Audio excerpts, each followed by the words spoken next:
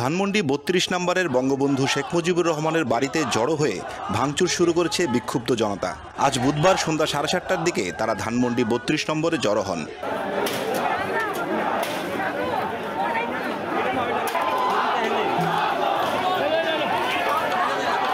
8টা 5 মিনিটে জনতারা ধানমন্ডি ৩২ নম্বরের বাড়িতে ঢুকে যায় এবং ভাঙচুর শুরু করে।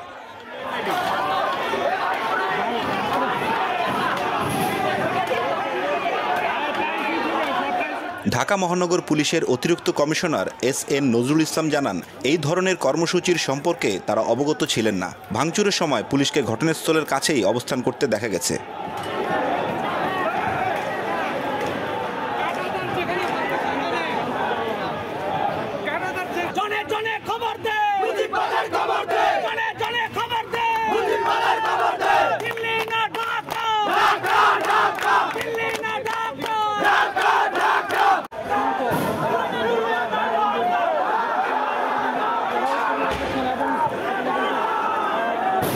ভেঙে দেওয়ার কাজ করতে